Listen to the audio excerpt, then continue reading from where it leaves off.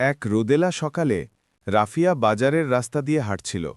সুন্দর হিজাব পরা ছোট্ট রাফিয়া সবসময় মানুষের উপকার করতে ভালোবাসত।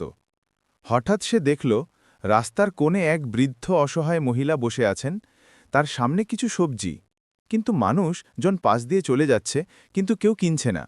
মহিলার চোখে দুঃখের ছাপ। রাফিয়া কাছে গিয়ে নরম কণ্ঠে বলল, খালা, আপনি কি ঠিক আছেন?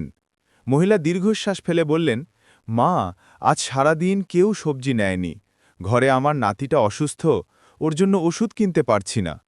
রাফিয়ার ছোট্ট হৃদয়টা ব্যথা পেল। সে টিফিনের জন্য রাখা নিজের সামান্য টাকা বের করল। তারপর খালার সব সবজি কিনে নিল। মহিলার চোখের আনন্দ আর কান্না একসাথে ঝিলমিল করল। বেটা, তুমি তো ফেরেস্তার মতো সাহায্য করলে।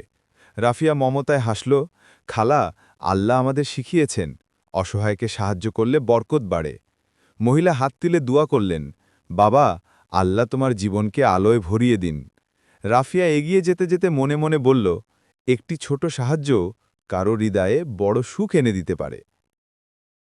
ভিডিওটি লাইক করুন এবং চ্যানেলটি সাবস্ক্রাইব করে আমাদের সাথেই থাকুন। ধন্যবাদ।